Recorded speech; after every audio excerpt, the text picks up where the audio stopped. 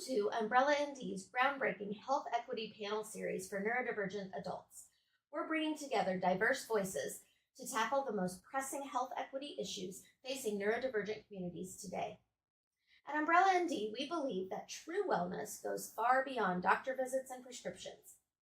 It's about creating fair opportunities for everyone to live full, thriving lives. Our panel series explores how a person's wellness is intrinsically connected to the social, economic, and environmental factors of their life. Throughout this series, we're moving beyond one-size-fits-all approaches toward solutions that recognize and celebrate the unique experiences and needs of all neurodivergent people from diverse cultures, genders, spiritualities, religions, generations, and sexual orientations. This vital work is made possible by supporters like you. If you believe in health equity for neurodivergent communities, please consider making a donation to Umbrella ND. Every contribution helps us continue these essential conversations and build the resources our community needs. Hi, everyone. Oh my goodness, I'm so excited for another health equity panel. This time, we are going to be speaking with three incredible speakers on the topic of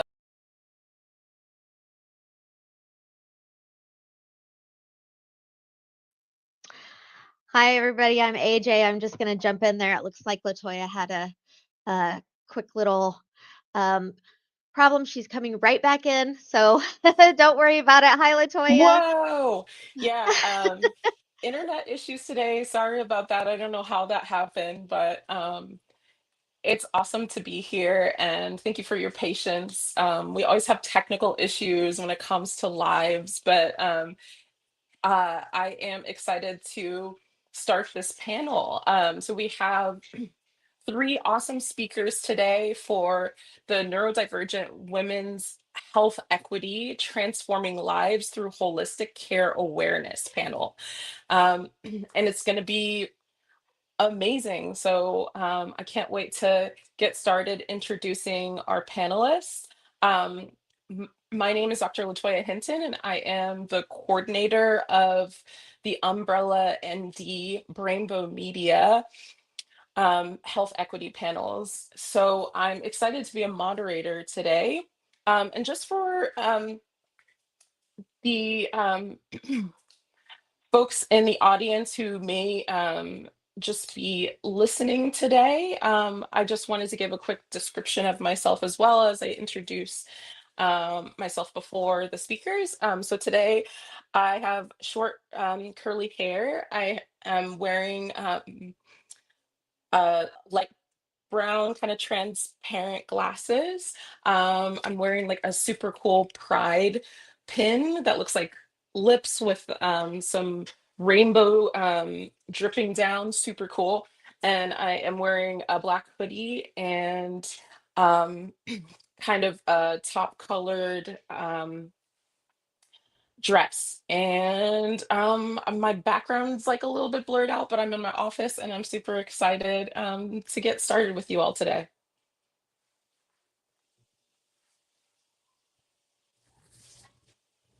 So I guess I will be introducing the next three speakers today.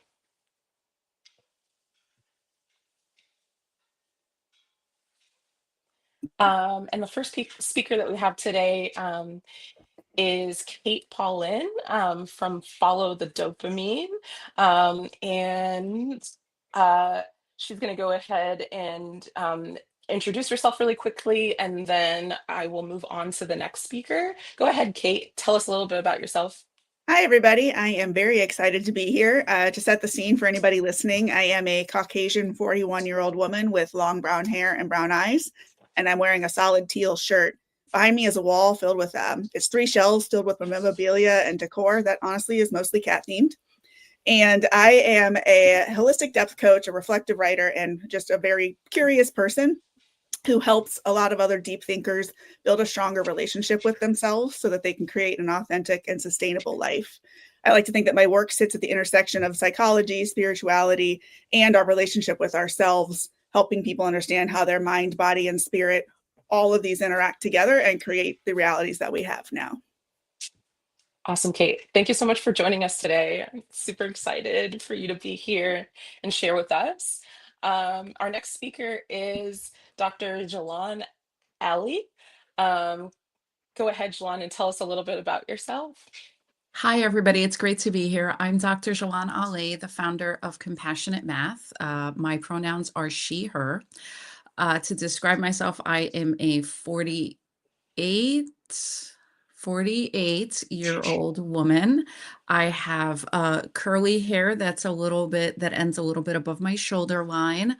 I'm a Middle Eastern woman, so I have olivey mocha-ish skin, brown eyes. Throughout this talk, I will be wearing or not wearing wine, burgundy, dark reddish glasses that I have a tendency to take on and off. I'm wearing a rust-colored autumn fall leaf blouse with some goldish earrings and a lovely necklace. Behind me are lots of art pieces from adventures I've had all around the world, including a beautiful painting, a red painting called Fire, which to me really looks like a moment of fire done by an Aboriginal painter in Australia. My work in Compassionate Math helps students work through their math trauma. So as strange as it may seem, why is a former math professor and a math educator on a health equity panel? Well, understanding mathematics helps you solve problems, helps you advocate for yourself, and helps you be able to understand when people, quote unquote, want to do their own research.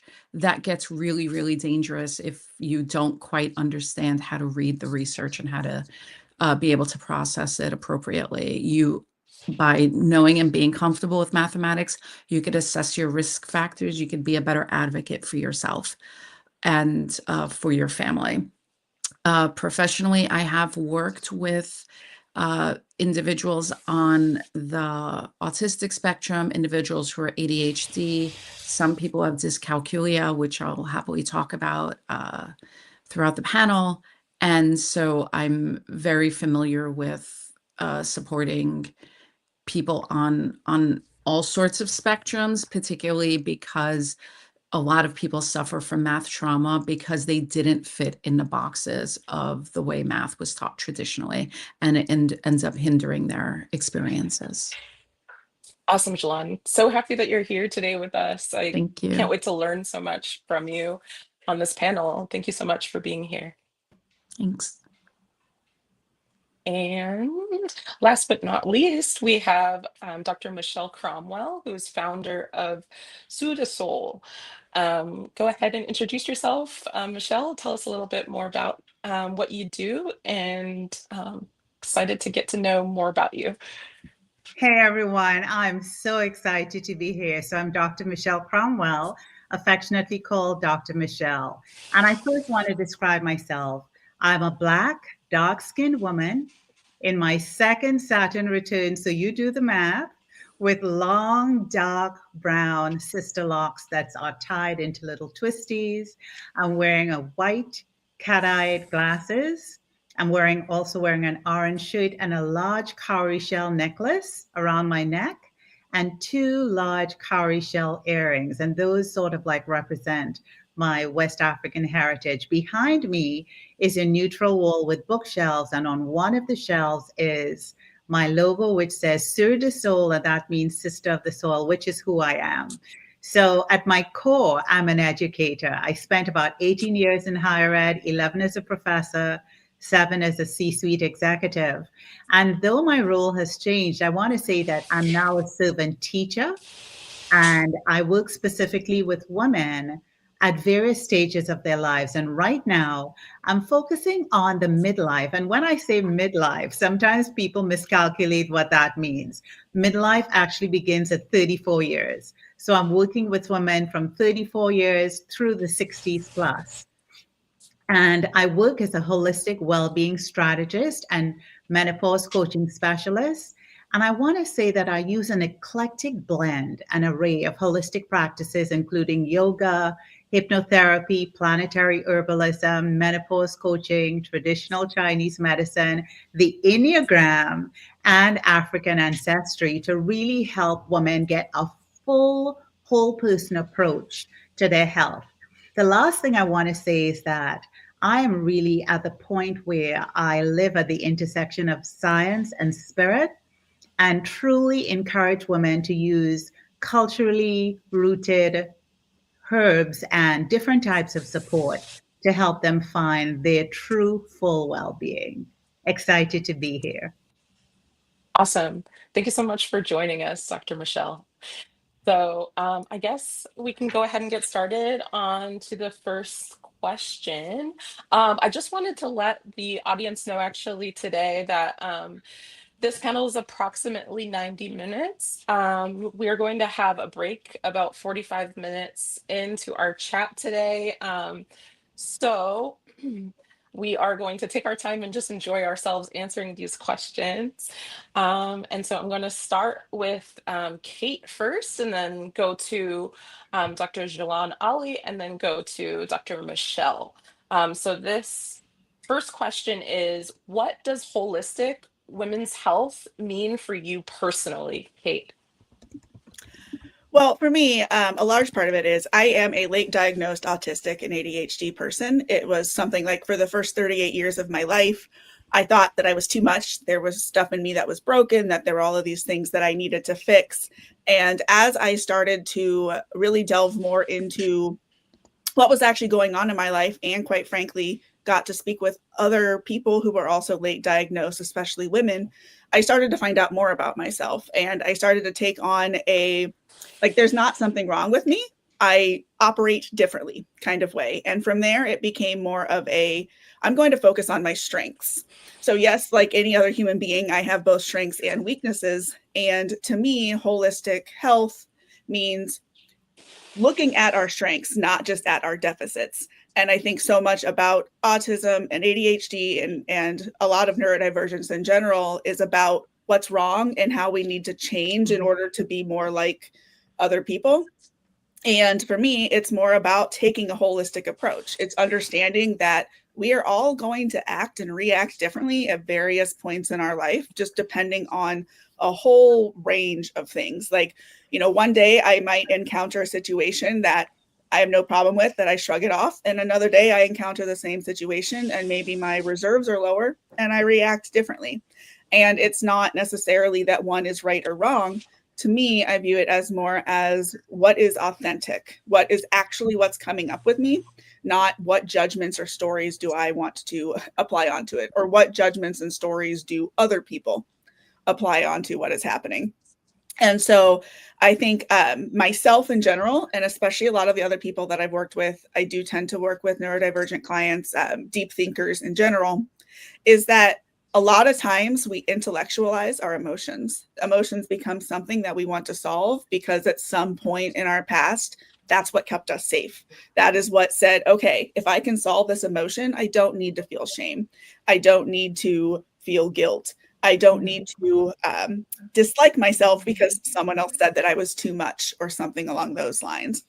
And so once we can kind of start to become aware of, hey, where am I maybe intellectualizing and trying to understand why I'm feeling something as opposed to just feeling it, so that then I can feel it, process it, and move on and not stay stuck in the stories that the emotion might want me to stay stuck in. So for me, holistic health is also, it's looking a lot at our emotions. Like we are seeing more coming out in science about the body keeps the score.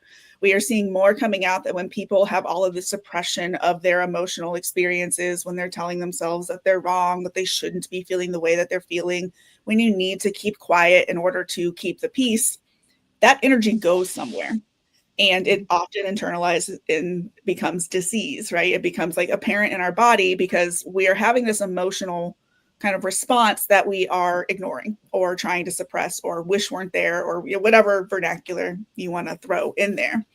And so holistic health for me is also about being honest with ourselves about where we are, not judging, not telling ourselves what we should or should not do, but actually meeting ourselves where we are. And it's also about having healthcare practitioners in any realm who also meet us where we are, not try to talk to us as though we are where they want us to be. Right. Mhm. Yeah, so much of that is resonating with me. That piece about self-compassion and grace, and like a lot that you're saying to me has to do with mindfulness and acceptance as well. All of that is really coming out for me really clearly.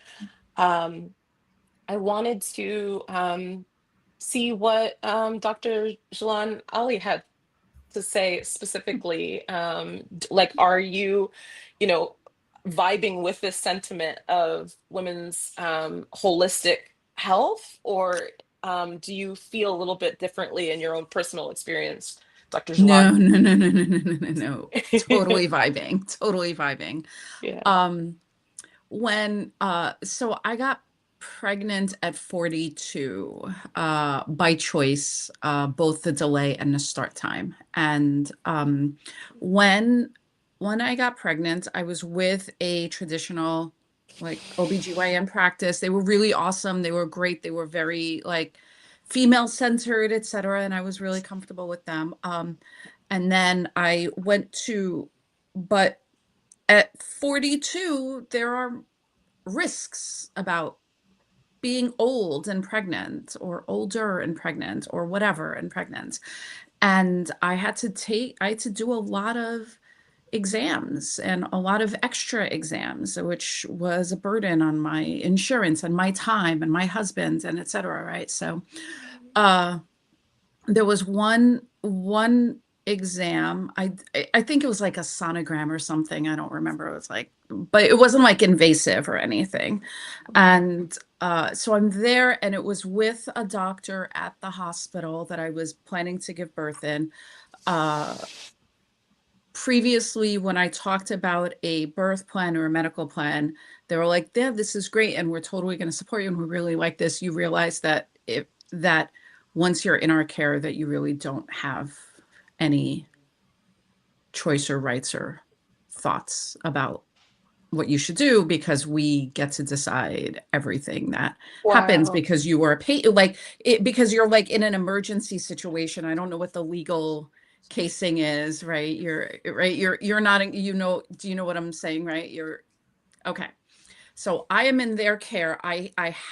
These are all suggestions and thoughts and preferences. This is not a plan. This is not a partnership. You need to stay in your lane, basically, was what I was made to feel. Wow. Okay, great. So that's fine, because they're the experts and they are the ones who are tasked to take care of me. Couple that with how much data there is that people that have my background and skin tone and darker are much more statistically likely to die in childbirth and aftercare. And in the United States.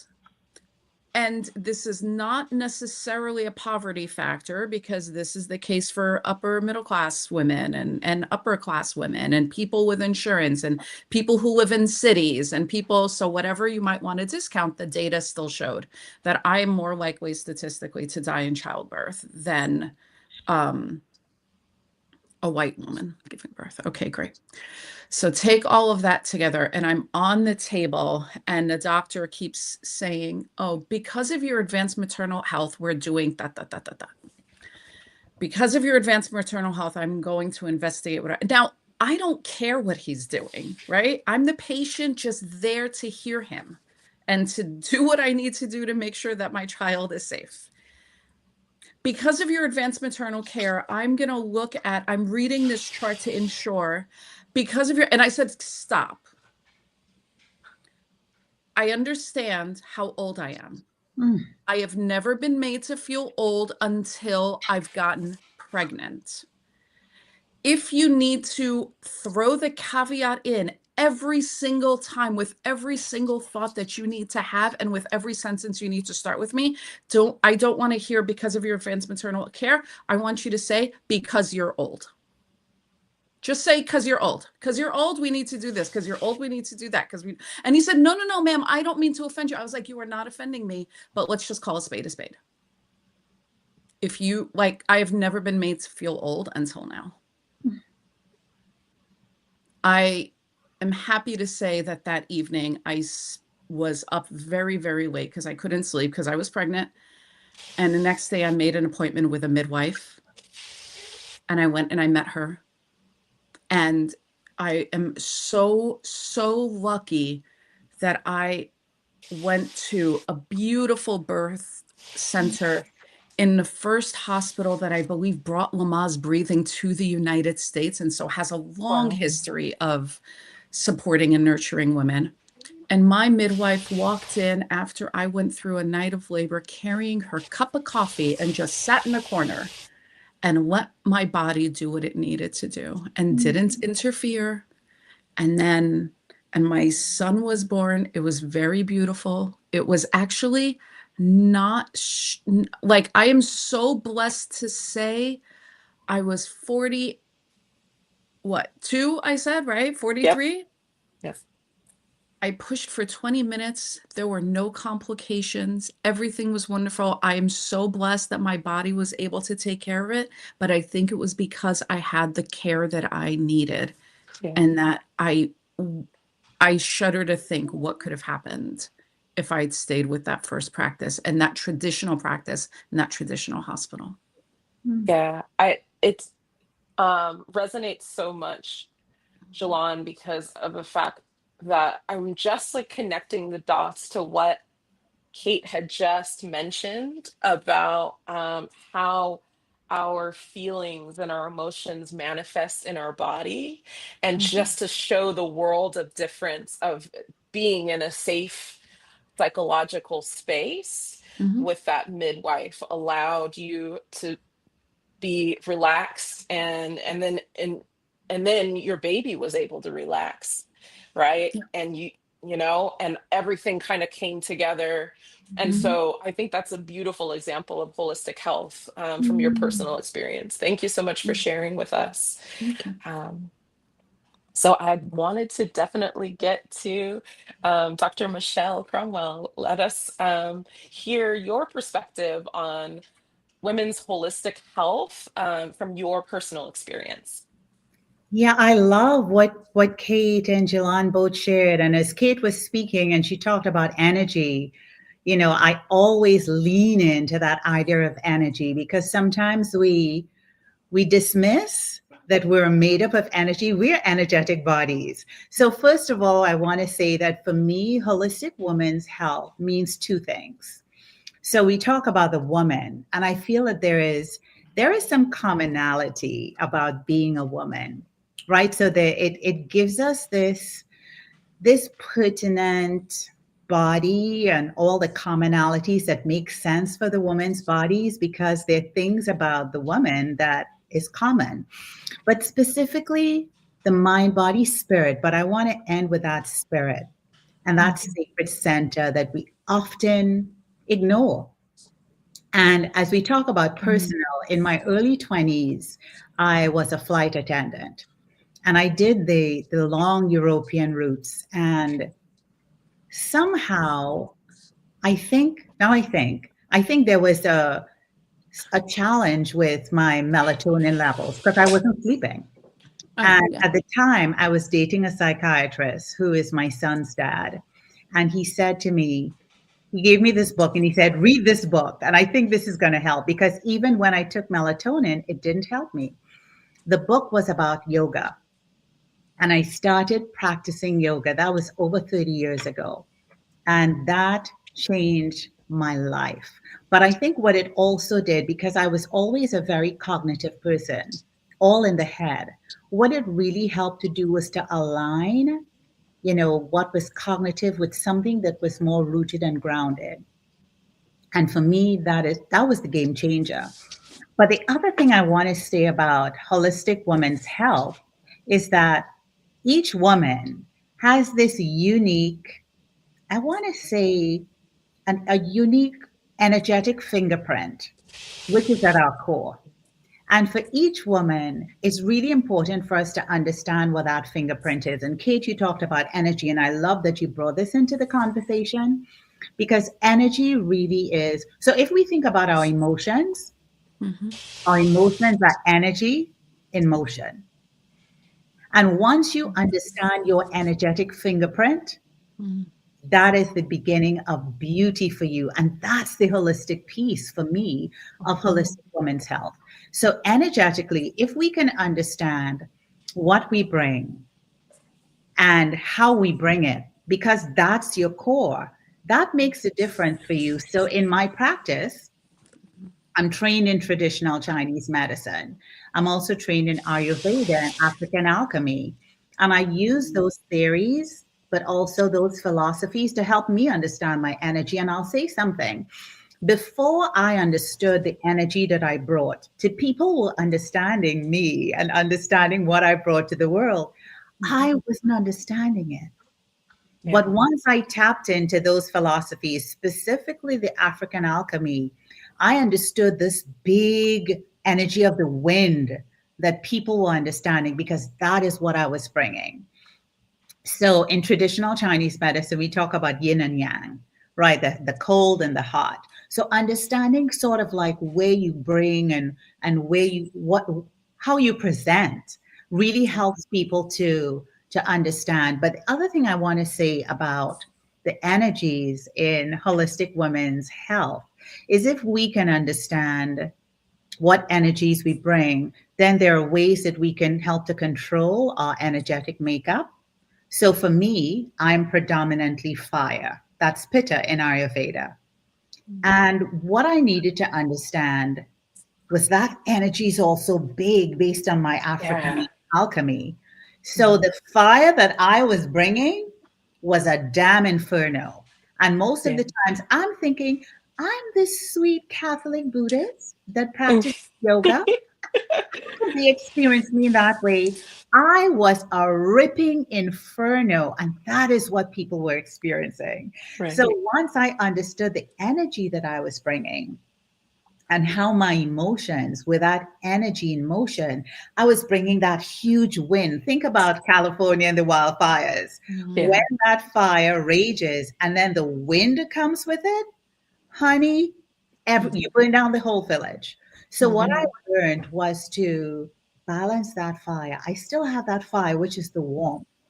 Balance that fire. So instead, I can show up and people can experience me as a warm fireplace where they want to sit, they want to engage, they want to read a book. So I say to all women out there that are listening, find a practice and a person that can help you to understand your energetic fingerprint because we all have one using all of those modalities and philosophies. And once you do that, that for me is the crux of holistic women's health. And the thing early on, I talked about me living at the intersection of spirit and science. So neither of them, I think, are the be it and end all. So I taught research methods for almost maybe 9 years. So I feel that the big part of me is the data scientist, and I want the evidence, but I also want the spirit. So if we can have those two and have them intersected, I think that's a really great way of bringing, both the science and spirit to holistic women's health and really supporting women in a way that helps them to understand who they are at their core, who they are, their essence, and also helps them to understand how they experience the world, but also how the world experiences them. And the last thing I will say is that when we talk about holistic women's health, we tend to leave out the culturally rooted solutions. And that's where I come in. Those culturally rooted solutions that have millennia of data behind them to show that they work, I think that they're important. And as an advocate, I want to bring those into women's health to help women to remember that these are the things that we've been taught to forget, but that they worked and that we should not forget them. I that's brilliant. I love that culturally affirming core belief system, and a lot of us are like reclaiming that knowledge, right? And so it's really great that you're open to so many culturally affirming perspectives from different parts of the world. And I think I can only imagine, Dr. Michelle, that when you have your clients coming in and they may be at that point where they're reclaiming or they're rediscovering or they're on that kind of cultural identity journey, that you're creating this open space for them to explore. And I think especially for neurodivergent women, I think that tends to be a missing piece in Western medicine. We aren't always allowed to do that exploration. And so I'm really happy that you're bringing that perspective in today. And we love your fire, whether it is, what is keeping us warm and cozy today, or whether it is, energizing us, firing us up to, take on some hard topics today, because there's a lot to cover under women's health equity. So that actually brings us into our next question that we have today. And I will start again with Kate. In your experience, why is women's health a health equity topic? We keep using this word equity. Um, why do you feel in your experience that women's health, why for you is it a health equity topic? So I had mentioned before that I am late diagnosed, and a lot of that stems from like the research that was done into autism or ADHD, or I mean, the more I've delved into it, all science and medical knowledge in general was based off of a very cis white male standing. And, like I even think of like test dummies for cars. Those were tested without boobs because the breast got in the way of the seatbelt and they just didn't want to deal with it. So they're like, you know what? It can't be that different. We're just going to test this with a male dummy and it will work out just fine for everyone. Thankfully, or, unthankfully, depending on how you want to look at it, we are starting to realize like just how flawed that approach actually is. Yeah. And so I think that when we come away from there's one right way to be or to do or to function, and we start to realize that there's diversity in that there's variety and it's not better or worse, it could just be different, it becomes more approachable for all humans and not just the original core group who kind of instigated all this and kept everybody else out for whatever their reasons are. And so I don't think that you can discuss health equity without bringing women's health equity into it, without bringing neurodivergent health equity into it, because otherwise to do that is to discount a very real part of humanity. And to me, that's kind of like all part of why they are involved. And like as part of that, I think of the autistic diagnostic criteria that's out there. I remember like, I don't know, 20 years ago or something, like I kind of thought, am I autistic? And then I would look at some of those questions and it was like, would you rather go to a museum or a party? And I'm like, I don't know, what kind of museum? What kind of party? What kind of mood am I in? I don't know how to answer this question. And that's the type of thing that I would do with all of them. And then it was like, oh, I can't be autistic then because, I don't struggle with XYZ. Well, 20 years later, I'm finding out if you have a system to deal with something, even if you kind of subconsciously came up with that system, you technically would answer that question as yes, you do struggle. And because the questions themselves were framed from more of a outside looking in perspective, the language gets lost there. And so the very people who are meant to be diagnosed from this sort of thing are getting overlooked because the language doesn't match like our personal experience. Yeah. And so all of that to me is like, it's so hard for me to fathom the idea of discussing health equity and not looking at like all of these other offsets that we are realizing have actually been included the whole time, even though I assumed that they were included and I was wrong. Yeah, I think it's huge. Like, I experienced something very, very similar when I was on my journey of self-identification on the autism spectrum and having that gaslighting experience from a lot of um, I'd say mental health providers, because that's kind of like where a lot of us kind of enter into the journey, is Oh like yeah. we're reflecting on our mental health and we're like, huh, like it's not just, anxiety and depression. Like there's some sort of root cause that is going on here. And you have a lot of therapists that are not neuroaffirming or don't really work with a lot of folks who are autistic or ADHD or have a lot of different kinds of neurodivergence, and so that gets lost, right? And we're going to really talk today about like trauma as well. There's so much crossover with mental health and folks who are healing from complex CPTSD, complex post-traumatic stress disorder. And so I think that there is a lot there to unpack, even just with the mental health for women's equity.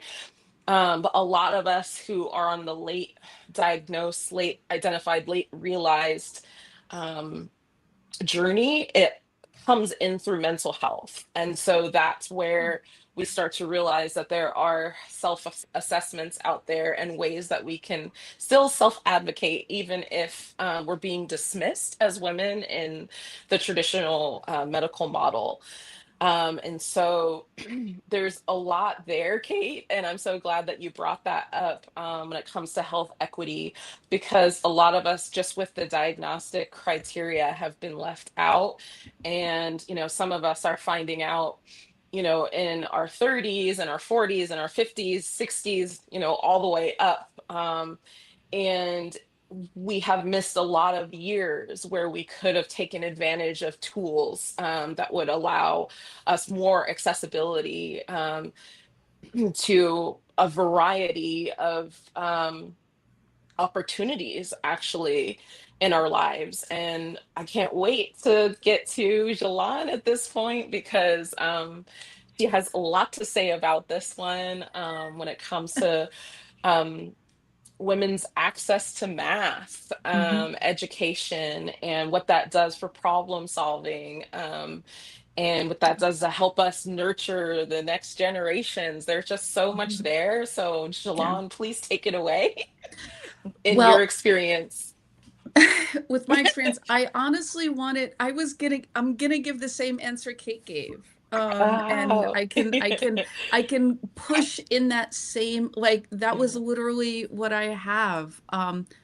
The default medical, I am reading this from a white paper done on sex and gender in medical education, written by the American Medical Association. Okay. This was written in 2023. Okay. 2 years ago. The default here, let me find it again. Historically, the default medical model representing all patients, okay, the medical model by which we are going to describe every patient, okay, is a white, 154 pound, 70 kilogram, cisgendered male. Okay. The default is a white, 154 pound, cisgendered male. Therefore, all your drug medication dosages, all of your diagnostics, whether you enter a population, all of it means that you align with the body of a white, 154 pound, cisgendered male. That is the American Medical Association's default. This is the research that is done. Most research, most medical research, and most psychological research, so talking about the autism work and the ADHD work and the diagnostics and everything, are done on college campuses. You take a freshman psychology class, you are required to get credits, right? When I took psychology, one of my credit assignments was to go and participate in a psych study. That is where a lot of people get their work done. That is where a lot of journals and scientists get their information. And so mathematically, your statistics, what statistics is trying to understand a large population. Okay, we're trying to understand the population as a whole, which means the small details about us and what makes us special and different and amazing is discounted. And it's just all the general things. So all these things that we talk about, our energy, our spirit, our personality, our needs, our circumstances, that's just data. And if that data is relevant, we're going to include it. And if that data is noisy, I'm just going to discount it and make all of you a white 154-pound cisgendered man. And if we don't have information, then I'm going to default to that space.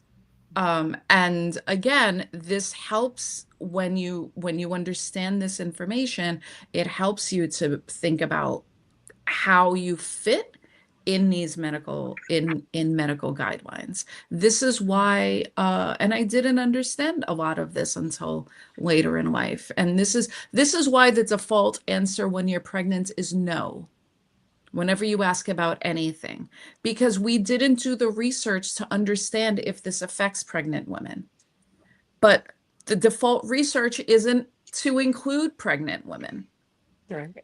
Usually because it's dangerous. I don't want to harm a pregnant woman. So I don't want to include her in the research, but we don't know. So then you have all of this. So now you have to like collect a whole bunch of lagging indicators. You have to sit here and say, well, we found 50 women that, I don't know, mountain climbed and they were fine. One of them had a miscarriage, right? Statistically, that woman likely could have had a miscarriage. You know, it doesn't stand out against the regular data I know. So I guess women can mountain climb while they're pregnant, right? That's kind of the way research is done in a little. I'm taking a lot of liberties here as a scientist. Please don't come at me pulling out a whole lot of data, but this is the general idea.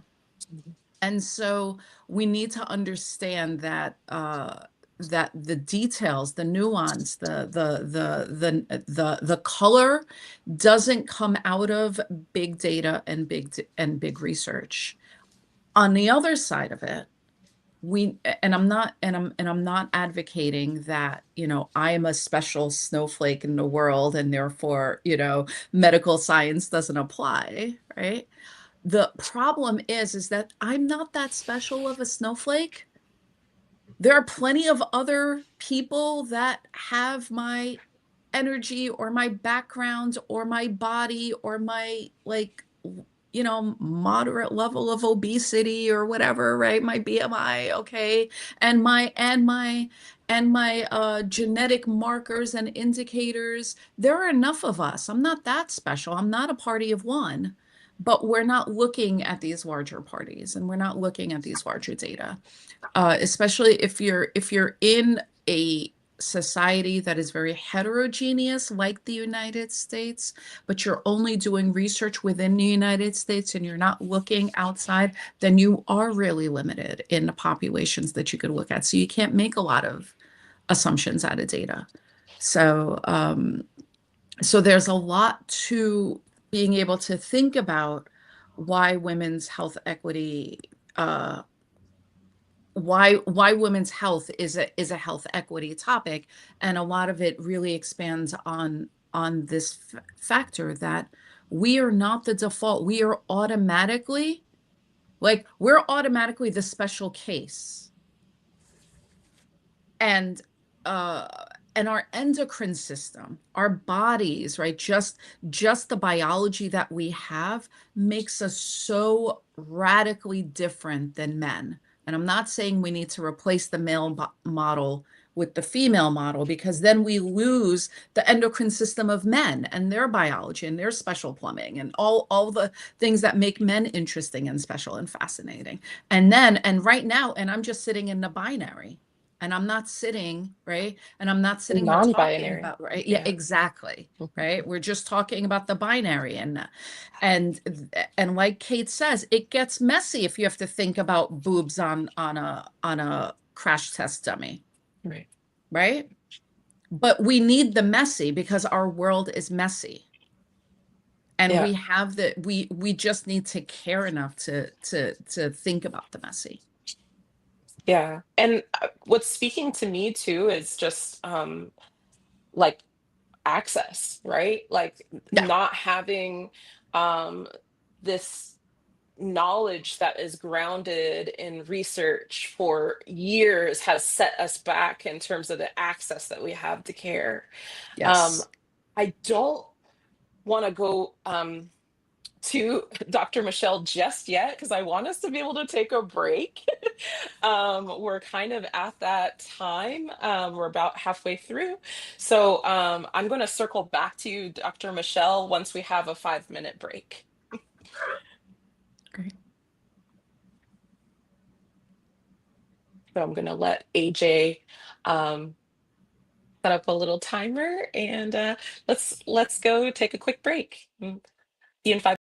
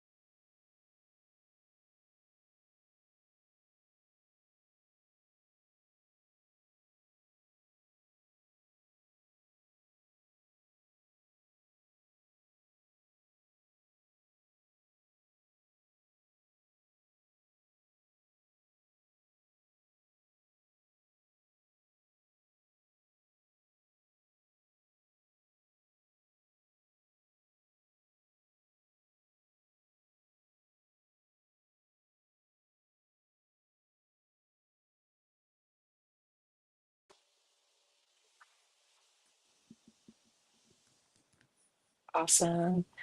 So we're coming back in again. Hopefully you had a lovely break.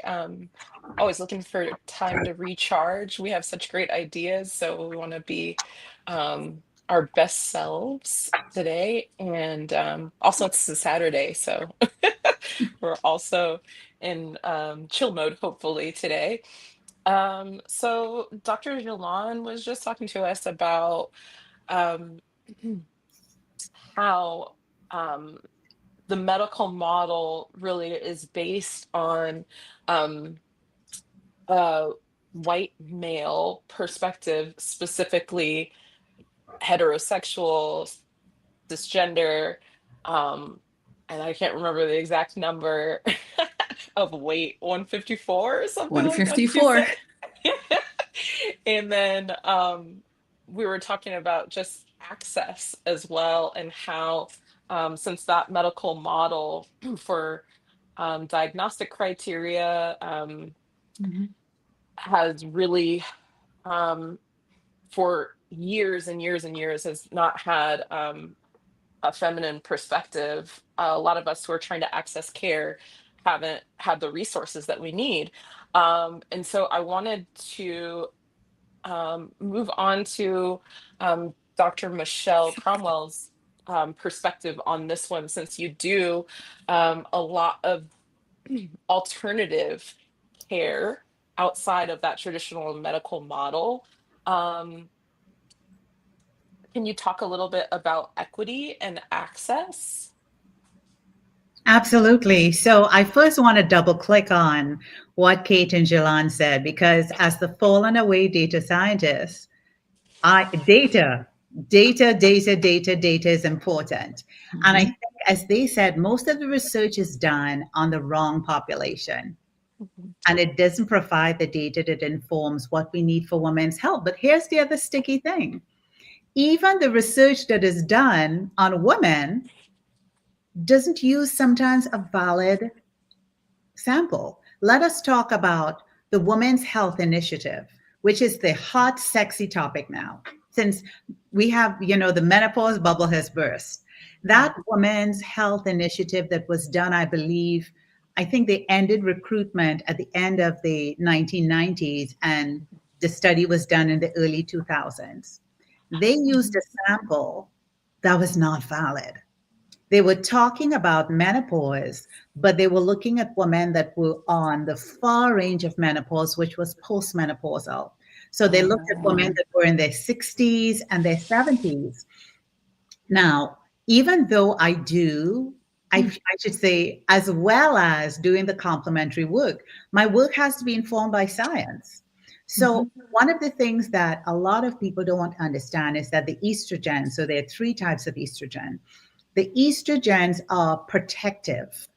So they protect you from heart disease. They protect you from different types of cancer.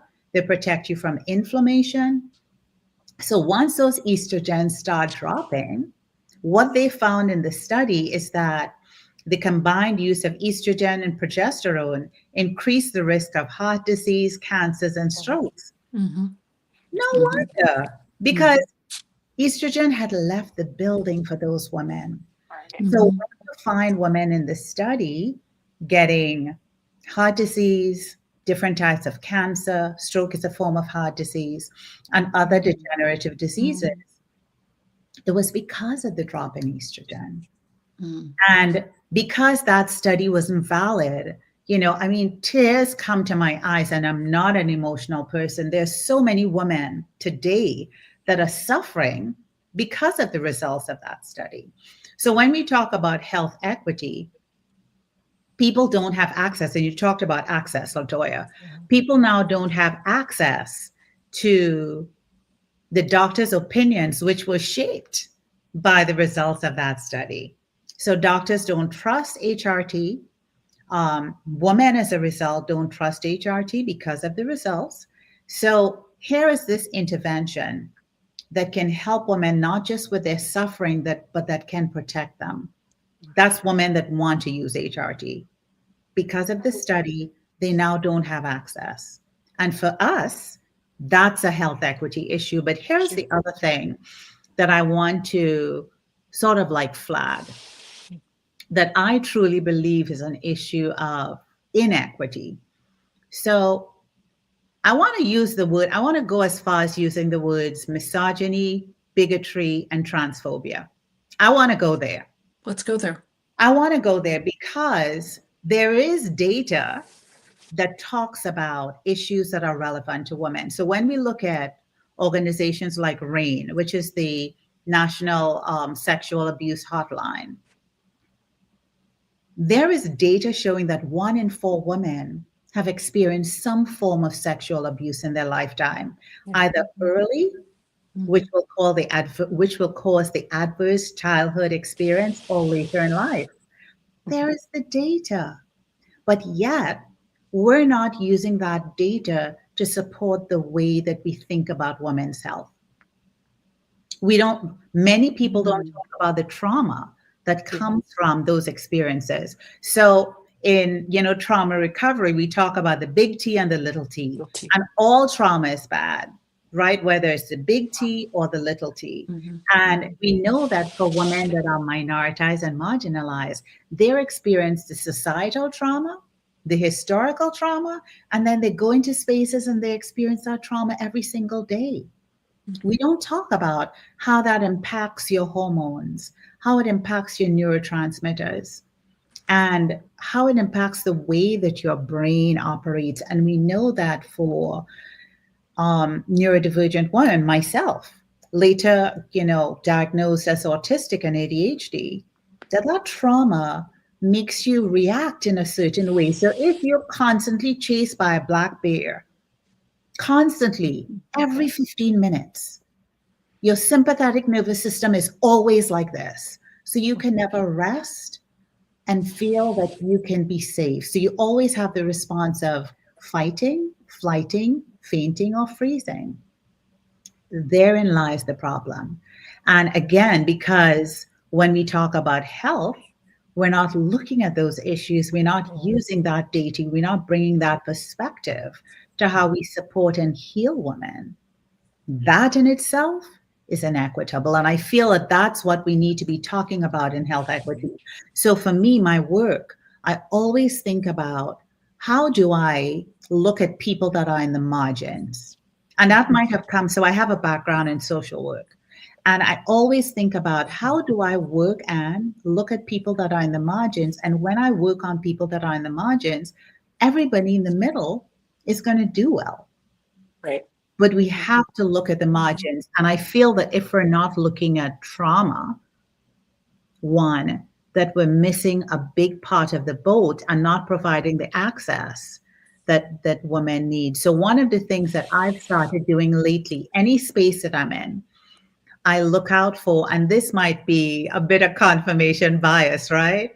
I'm looking to see how people are interacting and wondering if there is some sort of neurodivergence there and how I can show up in a way that supports that person. But I also make the conversations of trauma, my trauma, as a survivor of trauma, of childhood trauma, I make those conversations more mainstream and talk about them, because if we don't, I feel that women feel that this is the thing that they have to hide. And when you hide that, you don't get the care that you need. So my assessments, both when I'm working with organizations or when I'm working with an individual person, that is one of the questions I ask. We talk about, have you experienced some form of trauma? And I do the adverse childhood experience assessment to really get people to start thinking, wow, this has been my experience. And how do I upload that, front load that, so that the provider that I'm working with understands me, again, coming back to that whole perspective. And that's the equity piece, because then we can level the playing field based on what that person is bringing and presenting with. Yeah, I love that. I had one of those aha moments just now, Dr. Michelle, that I've never really thought about hormone replacement therapy and ACEs. I just, like, in my mind, I clearly these things are connected, and you're going through these different changes as your body ages. But I never really clearly made that connection until today. And I think it's because it's just not brought into these conversations. And I think there's a lot of stigma, and I think there's a lot of um, suppression of speaking about ACEs specifically. And it's something that is huge in the neurodivergent community, for those who are early identified and those who are late identified. Um, so thank you so much for kind of bringing that full circle for us and bringing it front and center, um, for us to really investigate and really take apart, in this conversation. I definitely wanted to talk about CPTSD for sure, as something that a lot of women who probably don't even consider themselves neurodivergent have experienced at some point in their life. And so that healing journey is something that can unify all of us, really. Is that it's very much a human healing journey. And a lot of folks that don't really know very much about neurodivergence, that's one of the things that I talk to them about in terms of health equity, is that everybody has experienced some sort of loss or grief or something like that. And that really brings it home for folks to realize that, at some point in time, you have these heavy emotions that are embodied, and and we all have to help ourselves through those moments. But imagine if that is just your life, right? It's not just one short phase of your life, right? And so I think that's to kind of help folks bring it home and really understand what it is that we're talking about. And we have to go there when you talk about trying to heal from various forms of discrimination as well. You mentioned transphobia for those who are transgender in the audience today. You mentioned sexism, racism, ableism. All of this kind of stuff is intersectional. Religious trauma. Religious trauma. Love that, Geillan, to bring that in. If we want to talk about Islamophobia, if we want to talk about anti-Semitism, there's just so many different aspects of encountering tension and resistance and internalizing that, that manifests and can really be a form of CPTSD, if you are constantly enduring that treatment throughout your life. So it's something that a lot of us can relate to, even if we don't consider ourselves neurodivergent, right? It's the human condition. It's a human condition. Trauma is the human condition, and the way we are able to metabolize our trauma determines how we can move forward. But sometimes we haven't found ways to metabolize that trauma, and then it's almost like indigestion, and it keeps coming back up. But once we metabolize it, it passes through, and you know what you do with food that you metabolize, and you pass it out, and you're okay. But it's metabolizing that trauma. Yeah. And I think getting into this next question about what do we feel is missing in current women's health practices for late realized neurodivergent adults.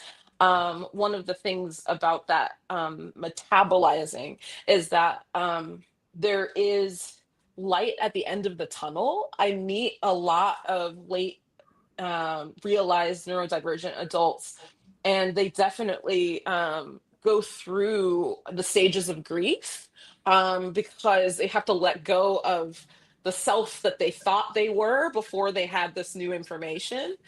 So that is a form of loss, and it can be really, really intense.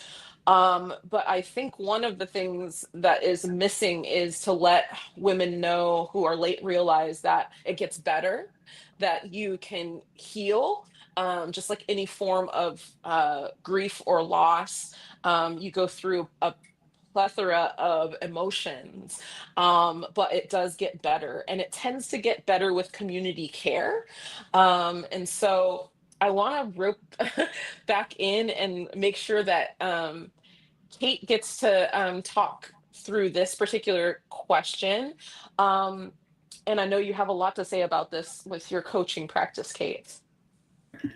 Yeah, the question is, where do I want to start? Because like 7 different things just popped up in my head at once. Yeah. The first one that I think is missing is, we've talked a lot about, or at least we've touched on post-traumatic stress disorder.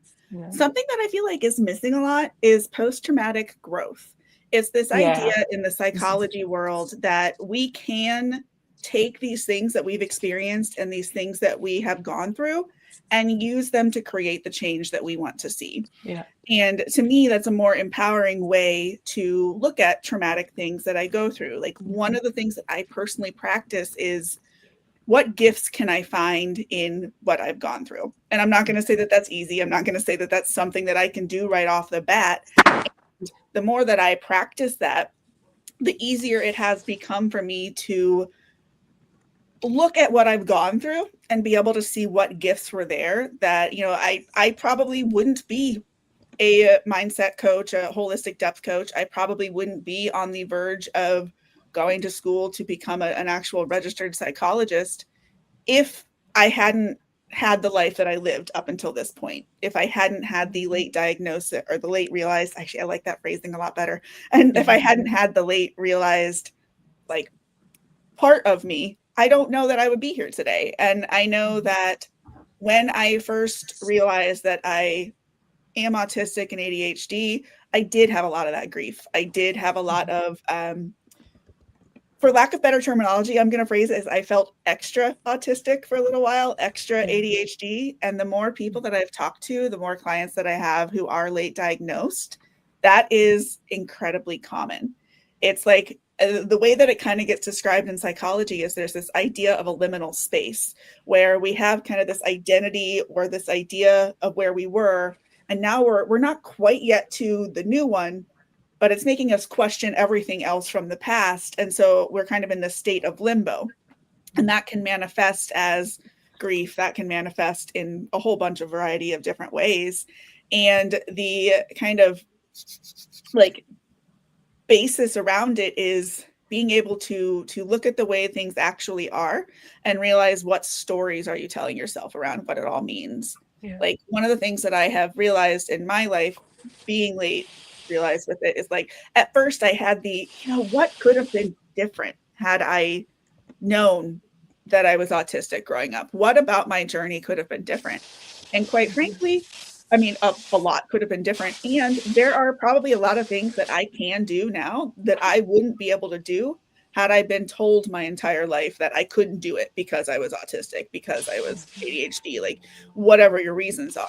And so to me, like, I did go through the wave of the grief and everything. And I realized I'm actually kind of thankful for the way that these kind of things went down, where now I get to learn this about myself and I get to decide where I'm going to go with it now, as opposed to letting other people's definitions, like, color me. And I think another thing that's kind of missing in this space is, we've touched on this a little bit before, when doctors or other people tell us what we should or should not be experiencing, it really discounts what we ourselves are actually experiencing. Right. And it can make us adopt things that we wouldn't otherwise actually take on. Like the feeling of being old, right? Like, that wouldn't have been a response that, like, based on what you had said, like, that wouldn't have been a response that you had. And that came up because somebody started to tell you repeatedly, or, leave out the part where they're actually calling you old, but they are, for all intents and purposes, repeatedly calling you old. I heard a story from one of my mentors and coaches earlier about somebody who was diagnosed with Parkinson's. And so they started to take on what that would mean based on what Parkinson's has represented for a lot of other people. Right. And fortunately, this person has someone in their life who can be like, hey, wait, hold on. Let's look at like Michael J. Fox, for example. Like he has Parkinson's and he has managed to live with it for years without it affecting his mind. And so what that says to me is that it is possible. But when we tell ourselves these things aren't possible, that is what is then going to be true. That's what we are going to manifest because we have decided something isn't possible. And so like just permission, I guess, or to experience that late diagnosis in however we experience it. There's no like right or wrong way to go through it, I think is also missing. Yeah, I love that, Kate. There's so much there in terms of like internalized ableism that so we, much. you know, all of a sudden is in our face when we go on this journey and we're late realized and we're putting the pieces together. It's just like, it's like a rush, whoosh. Oh my goodness, all of the ableism. And you start to do that, critical self-awareness journey. You know, that becomes kind of hyper, you know, you got that hyper focus on that. That is part of the journey too. And so it's refreshing to hear you say that a lot of your clients have experienced that, especially women who are late realized. And I think we've got to tell each other, like, it's okay. Like, it's okay that you're experiencing that, that is part of the process, but that, you know, you're not going to stay there, you know? And I think like there's something superhuman about that we all evolve, we all change. And it's okay to go through these different stages in your life, you know, of recognition. And so I love all of those things that you're saying. And just I also hear a lot of self-compassion, gratitude. I'm hearing all of that kind of stuff, and I'm so happy that you talk to your clients about that. And you're definitely adding a ton to women's health practices, specifically for late realized neurodivergent women. Yeah, and the last thing that I'm just throwing in there is also curiosity. Like having more curiosity about what's going on. So not necessarily judging, but just curious. How is this showing up for me? Like what is happening in my life right now? How am I choosing to respond to it? Like what am I telling myself it means? All of that kind of starts from just getting curious about your experience. Yeah.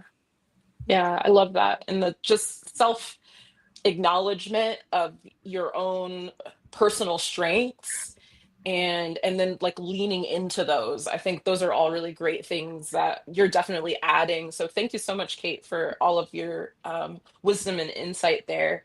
I want to move on to Dr. Geillan Aly. And Geillan, can you talk to us about like what you feel is missing in current women's health practices for late realized neurodivergent adults? Yeah, I'm listening to Kate, and I am not late diagnosed. I'm actually not neurodivergent, although I've had I can talk a little bit about my experiences on this journey, but I'm listening to what you're saying, Kate, and I'm wondering if being older and being diagnosed I'm hearing that you can approach your you can approach being neurodivergent from more of a strengths-based perspective rather than a deficit-based perspective. Yep. That in your world, you're like, oh, all of these pieces are going to fall in place with me now. And now I could figure out how to better navigate in my world even more. I've managed to navigate to some extent. There's always been something, and now I have the tools, or now I have a whole new toolbox where I can move that. Is that what I'm understanding from you, Kate? 100%. And I don't know Okay. how much of that is age, how much of that is the special interests that I have developed. Like it could be a whole bunch. It could be, but I honestly think it comes from the age and the wisdom and being away from spaces where people are forcing you and putting you in so many boxes, right? Yeah. Our parents put us in boxes when we're children. Our schools put us in boxes to help educate us or indoctrinate us or whatever you want to say, right? Just, right, we're all being formed as children. As by the time you get into your your 30s and your 40s, you're in a space where you're much more able to hopefully have the privilege of having more agency in your life.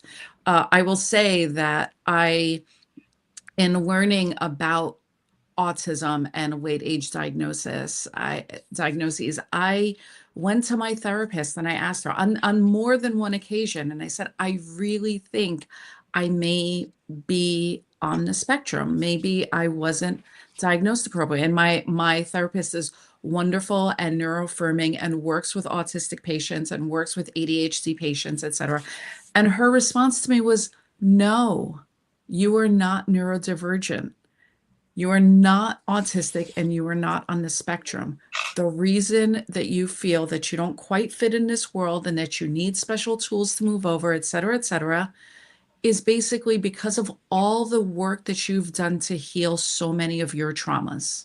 Yeah. And Love because it. you're Love on it. the road to like this feeling of being centered and empowered and healing, teaches you, and learning how to establish your boundaries, learning how to sit with yourself, teaches you to not tolerate the nonsense of society in Yeah. such a way that you feel like, well, I feel like sometimes I'm just not a part of this right world, and I'm not fitting in these boxes, and I'm not doing what I'm supposed to be doing, and I'm not feeling the way I'm supposed to be feeling. And she said, yeah, that's because you've healed your trauma in such a way that living in a patriarchal, white supremacist, late stage capitalistic, potentially like on the road to fascist society, it's not working for you. You don't fit Right. in this society. And that is why you're feeling like you're on the spectrum. And it blows my mind that the affinity of being neurodivergent sits better with me than I am so well healed from my traumas that I can now navigate within society. In all sincerity, I'm so well healed in my traumas that I cannot properly navigate within society. Yeah. No, but I love that. I love that. And I think we should feel uncomfortable, right? Yeah, Like there's a lot to make us there's a uncomfortable. And yeah, and yeah. yes. And when society heals, then maybe more of us will feel right better. I mean, again, we were talking about the messy, and we're Yeah. talking about how, I dropped in the caveat in the chat.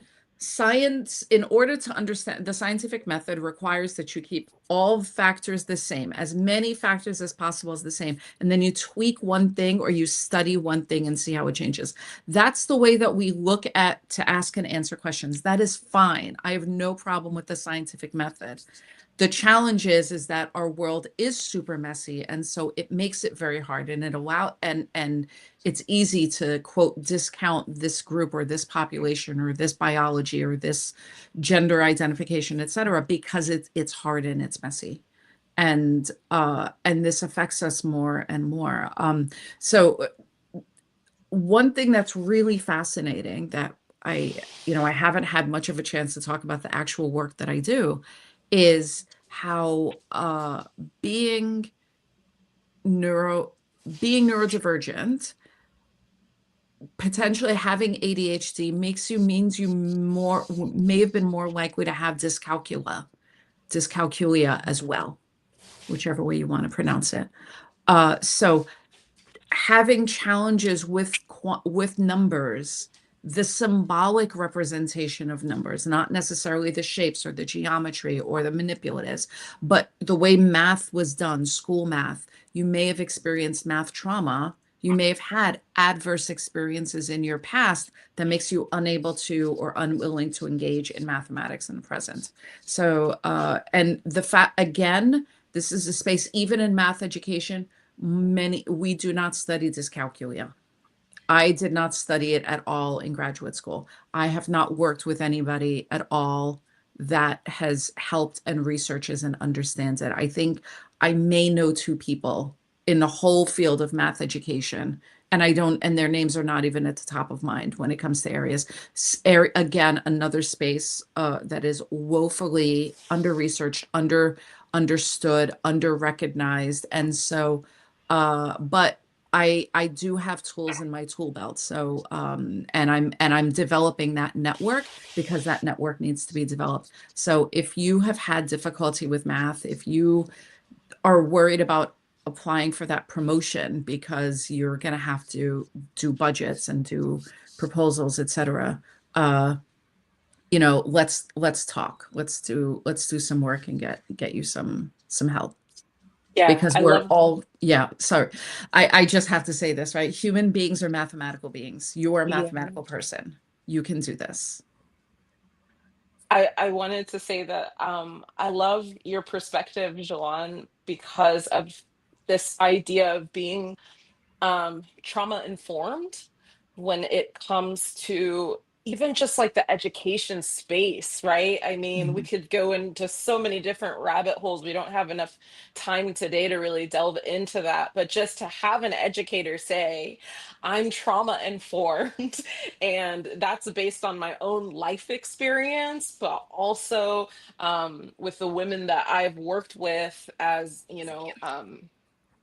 clients and as my students, and just being able to recognize those patterns of how you can really advocate and um change this narrative, right, about what math trauma means to different folks of different neurotypes. I'm just so happy that you're like here and getting outside of your comfort zone, but at the same time, like, I want you to know that we're welcoming you in, when it comes to our own life experiences. And like, there are a couple of us on um this live right now who are dyscalculic and have really struggled to get access to the right tools so that we can thrive in math. And so I'm definitely one of them, and I want to say that, like, I'm welcoming you in as a fellow educator, to really do a deep dive into finding the correct tools to support women on that journey. Because at the core of everything that we're talking about today, just being informed and having awareness, and then knowing the next steps of how to advocate for ourselves, a lot of that is rooted in creative problem solving. And I've met so many women who are just brilliant creative problem solvers, and it kind of I think we need to highlight that strength of ours as much as possible, and you do that in such an eloquent way. So I'm just happy that you were able to share that you're on a learning journey with us. And it's just incredible that we're able to break down a lot of barriers and unite around some common values and vision today. So I wanted to get to Dr. Michelle Cromwell as well, when we are referring to this topic specifically about what do you feel is missing in current women's health practices for late realized neurodivergent adults. Yeah, so I want to kind of like really highlight this idea of the women's health practices, right? And what is missing in those practices. And I think a big part of what is missing is making the late realized neurodivergent adults the subject. And by making them the subject, then we'll really look at the whole person. But that whole person approach, and we talked about that, and I want to beat this dog. we talked about it, but I think we need to talk about this over and over, because when we don't look at mind, body, spirit, and we look at the way that we line them up, mind, body, spirit. Spirit is last, and that latter piece is often overlooked, but it's also demonized. And it's demonized because we don't understand it. So a lot of people will talk about spirit being woo woo. And I will say, it's not that it's woo woo. You say, whoa, whoa, I don't understand. Right? And I feel that if we can understand specifically for neurodivergent adults, which have people that have an interesting, I want to say, direct line to spirit, that they haven't been coached to understand. That is the missing piece. So I think for a lot of, late realized neurodivergent adults, they're almost like these donuts with a big hole in it. And that spirit, or I like to say, instead of spirit, I call it the divinity. That piece of their divinity is missing. So we talked a little bit about, the religious persecution. For folks that are Christian, myself, I'm Catholic, we are taught that anything that taps into African spirituality or African alchemy is either demonic, it's witchcraft, you don't look at it. But I think if we can use some of these culturally rooted traditions, such as traditional Chinese medicine and African alchemy, they really help us to focus on the whole person, especially spirit, in a way that that helps us to show up in a way that isn't interrupted. Yeah. And let me explain what I mean. So in traditional Chinese medicine, they use the word shen. And that shen is housed in your heart. And in Chinese medicine, we use like a big H for some of the organs. So heart with a big H. And if we think about women in late life, and when we say late life, in like your 30s, your 40s, 50s, 60s, their hearts are broken in a number of ways.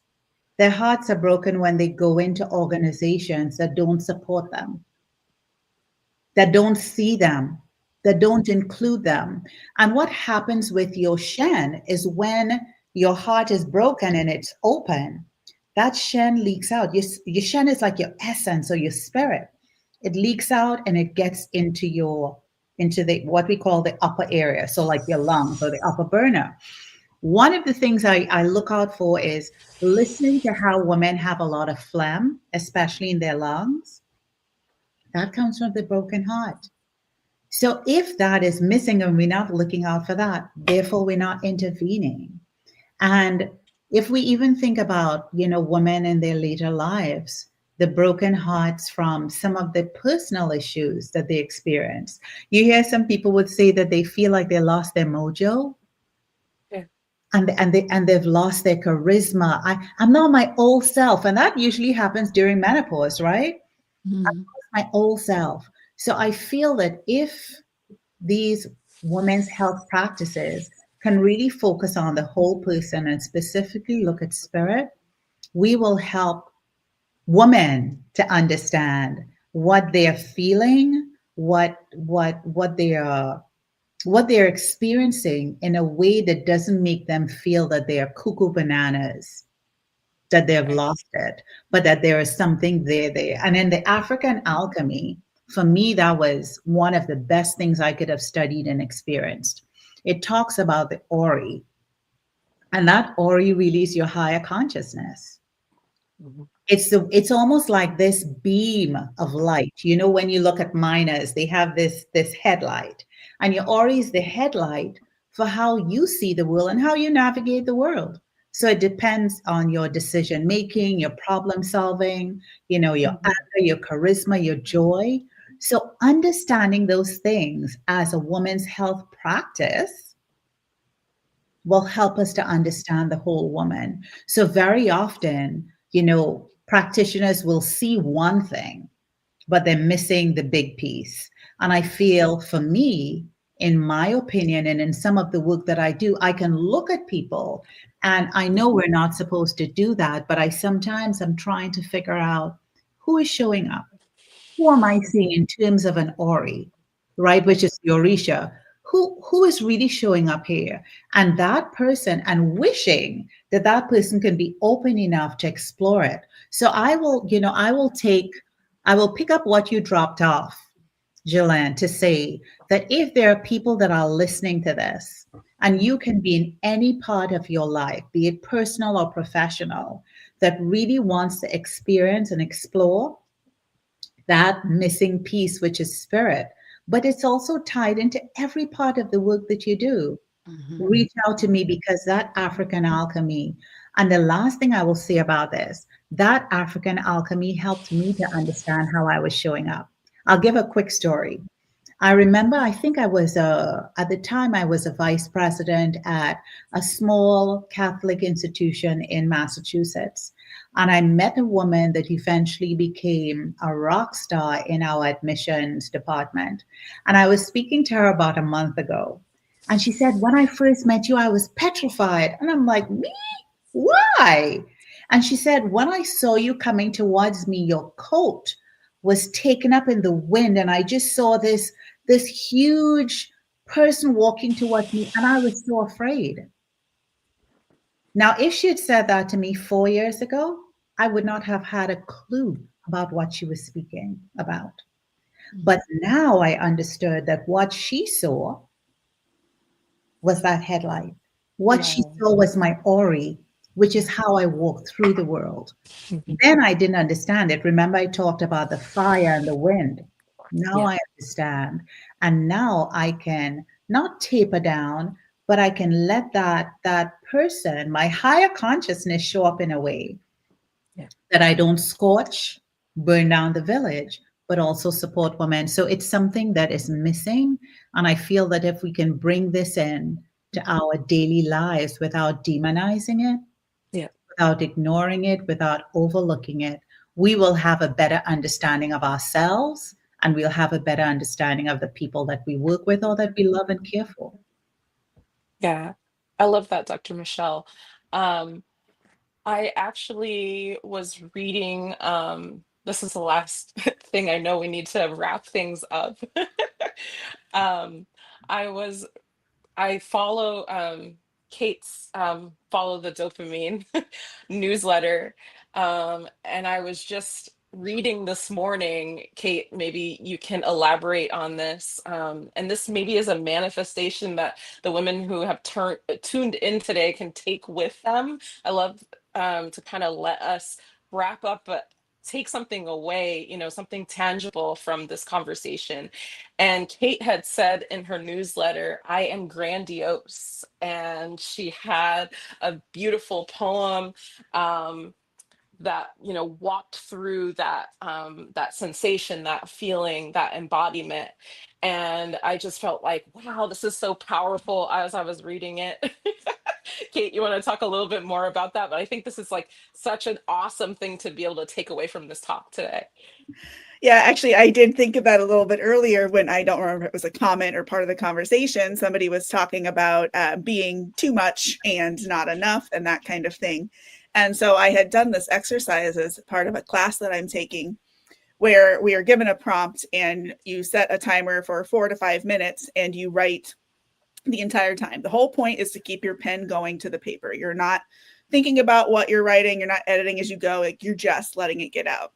And what was happening for me is that the word grandiose was coming up. So like the prompt was, what is something that's been waiting to speak out of you that it hasn't been heard, or something along those lines. I'm completely butchering it, but you can go to Substack and find it. And what had come out for me was that I'm grandiose. And so then in my writing, it's a lot of stream of consciousness. That's me working out what it means to be grandiose, right? Like, because we have the traditional definition, which says it's to be kind of bigger than life, but almost in a pretentious way. And I was like, I don't know that my higher self, my intuition or whatever actually wants me to think of myself as being pretentious, right? And so it started into this whole question of like, you know what, this actually seems to be related to, there's a part of myself that knows that I have been told a lot in my life that I am too much. I am too loud. I am too talkative. I am too, whatever you want to put in there. It's an adjective that has been applied to me at one point or another. And this was like coming out of that writing was almost a way for me to say, you know what? I'm not. Like, I am big. I am a lot. And I am exactly the amount that I actually am meant to be, now that I am not toning myself down in order to fit into these weird levels that, no one can actually ever guess and match, because they're going to constantly shift all over the place. And so kind of getting to a point where you almost like give yourself permission to be exactly who you are and not what other people have told you it should mean. And maybe that is me being grandiose. Maybe that is me coming into like my full power. There's a whole bunch of different ways that you can interpret it. Mhm. And had I just kind of gone along with the general idea of what grandiose is, I could have gone down an entire shame spiral. It could have become this entire thing that was about how I am too much and I need to tone myself down. And I'm going to say doing a lot of the personal development work, like having that self-awareness, having like building that muscle for self-compassion and for showing myself grace has allowed me to come out with different definitions of it. And so I can embody the form of grandiose that I think it is without letting other people's definition of what that means come down on me. Yeah. I love all of the snaps that we're doing because it resonates for so many of us that like we have been told to shrink, in so many aspects of our lives, whether it's like our finances, whether it's about our bodies, about our minds. There's just so many ways in society that we've been told to shrink. And so it's just such a powerful moment to say that to yourself every day. I'm grandiose and in my own way. I'm extraordinary in my own way, and just live in that, take that in, because it is definitely going to move you in that holistic direction of health, abundance and prosperity, right? And so I'm hoping that that's what we've gone down a lot of rabbit holes today, but I'm hoping that that is a key takeaway for this talk for women who have come in today, and that we're also here for you. We don't want you to forget that you came in today and heard us speak about our own personal journeys and our own solutions and the things that we're grappling with in society right now. So another thing that I wanted to do, to kind of wrap up, is adding in a little compilation of music, for women to, if you are doing a workout, or if you are, trying to take a break from work, or from, um, all of the different, you know, occupations that you have, whether you're nurturing and you just like need some me time, like this mix will be really, really great for you. I am going to actually put it in the chat. And I know that we are like totally out of time, and that's fine. I don't think that we have a whole lot of time for any sort of questions and things like that. But I want to say that if you have like questions and stuff like that, this is also on YouTube. So you can add in like some comments and things like that on there, and we can respond back to you. And also on LinkedIn, like if you don't mind, like we can also respond back to you on LinkedIn. And I just want to like thank everybody for showing up today, like because I think that on Saturdays it's kind of a lot for us to kind of show up and bring positive energy in.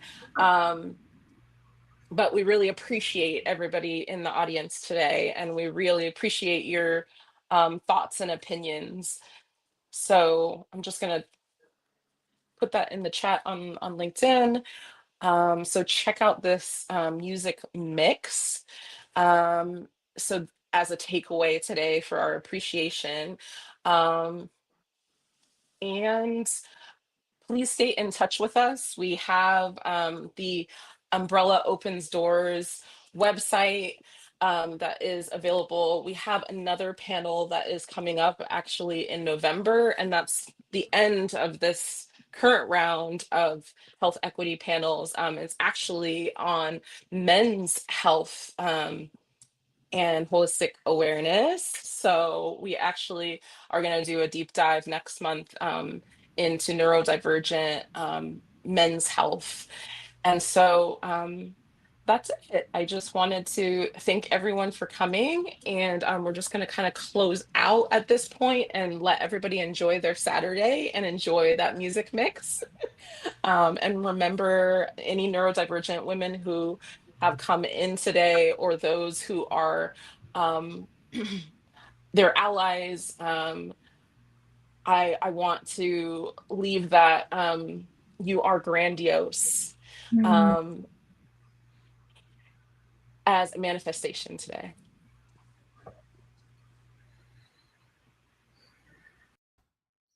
Thank you for joining us for this important conversation. The insights shared today are just the beginning of the work we need to do together. Ready to be part of the change? Join our community of advocates, professionals, and allies working to create a world where every neurodivergent person can thrive. Visit our website to learn about upcoming panels, access resources, and connect with our community. Your support makes this work possible. When you donate to Umbrella MD, you're investing in health equity, supporting vital research, and helping us amplify neurodivergent voices. No contribution is too small. Every dollar helps us build a more inclusive future. Together, we're building health equity one conversation at a time. Until next time, keep advocating, keep learning, and keep thriving. Visit umbrellaopensdoors.org to donate and stay connected. Thank you.